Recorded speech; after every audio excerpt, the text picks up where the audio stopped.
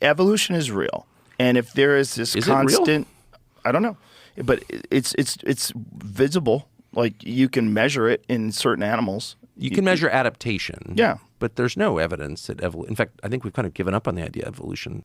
Tucker Carlson confidently told podcaster Joe Rogan, evolution has been debunked.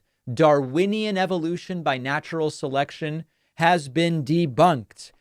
This is getting really bad. We have a couple of clips from this completely off-the-wall interview that Tucker Carlson did with Joe Rogan. We'll look at another one of them tomorrow. But today the topic is evolution. Let's listen to this. And there's so much stuff to go through here. I don't want to just play the whole clip and then give you a wall of text.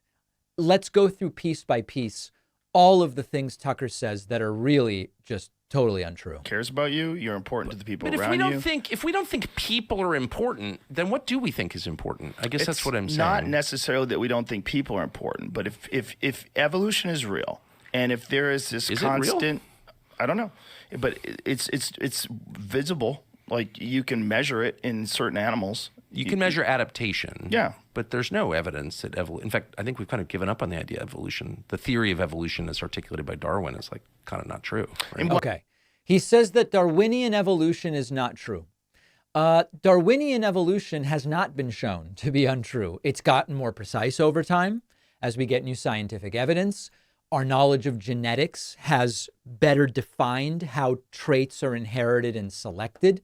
Modern evolutionary biology includes a whole bunch of different evidence, which we'll get to, but Darwinian evolution has not been debunked. In what sense? Well, in the most basic sense, the idea that, all life emerged from a single cell organism and over time, and there would be a fossil record of that, and there's not. And there's not a fossil record of transitionary species, like species that are adapting to its environment. There's and they tons of record of adaptation, and you see it in your own life. I mean, I have a lot of dogs. I see adaptation in dogs, through the sure, litter to litter. But no, there's no evidence at all zero, that people evolve seamlessly from a single cell amoeba. No, there's not. Now, the word seamlessly is doing a lot of heavy lifting there. So let's talk about a little, and everything he's saying here is wrong. I mean, just everything is wrong. Modern evolutionary biology includes a whole bunch of different types of evidence. We have fossil records for a bunch of areas. We have genetic studies. All of it either confirms or extends Darwin's original ideas. And the concept of Darwinian evolution by natural selection is completely accepted in the scientific community. Now, he talks about, we don't really have transitional species. We have adaptation. And this is a classic from these folks. They love to say that. We have no evidence of transitional species, meaning intermediate forms between every single set of species.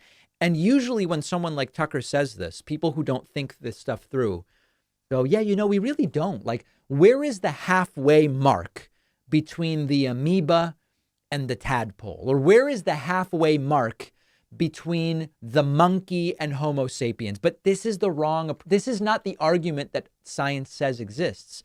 Transitional fossils have characteristics that bridge distinct groups. So for example, you've got, I hope I pronounced this correctly, Archaeopteryx, which shows traits from reptiles and birds. And in a sense, it is transitory or transitional between older reptiles and birds with a common ancestor.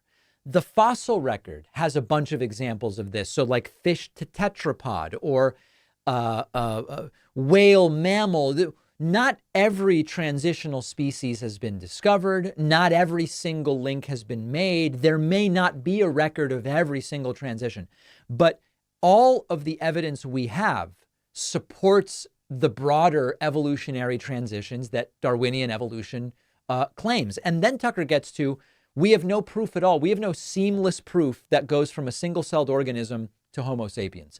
It is true that the fossil record from the earliest single-celled organisms is challenging because of the massive time scales and how fragile microscopic life is.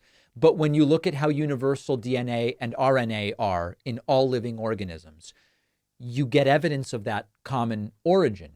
And the molecular biology of even the simplest organisms shows shared genetic code, shared fundamental processes, and all of it points to a single common ancestor. Tucker is focusing on, he doesn't believe we have all the evidence you could hypothetically have. But all the evidence we have points in the same direction, and there is no evidence that has dispositively disproven any of this stuff. Let's listen to a little more. There's no chain in the fossil record of that at all. And that's why you don't actually hear people, you hear them make reference to evolution because the theory of adaptation is clearly, obviously true. Okay. But Darwin's theory's totally, that's why it's still a theory almost 200 years later. Okay, so now that's just, this is when they don't understand the definition of theory in a scientific context, that's when you know it's really off the rails, because there are two meanings to theory. There is what we mean by science, what we mean in science by a theory, which is this is the accepted consensus best explanation based on all of the data and the evaluation of multiple hypotheses. That's what we mean by theory. Now, if you show up to your local bar and you say to the guy who sidles up next to you, hey, I've got a theory about what the Fed is really up to. You want to hear it? That's a colloquial use of the term theory. And of course, Tucker is falling for like the lowest low on this. Theory just means it's an idea. No, in science, it means something else. No, we've not found that at all. And I can't even guess. I mean, I have my own theories on it, but they're not proven. And of course, his theories are just hypotheses. It's not that his theories are tantamount to the theory of evolution, but that's what he wants the viewers to think. What are your theories? God created people, distinctly, and animals. I mean, I think what every person on Earth thought until the mid-19th century, actually. Right, but it's not a new idea. Isn't it so funny that people used to think other things until we got more information? Yeah. They didn't have computers. They didn't have a general understanding that we have today of the process. So anyway, you guys get it. Total nonsense. The chain of evolution is not sequential. We're talking about a branching tree with common ancestors. And I don't know, you would think that someone like Tucker, I mean, he's not stupid, but he also seems to be claiming to believe things that are quite dumb. You would think that he would know a lot of these things. So I don't know if he's just playing a character. I genuinely don't know.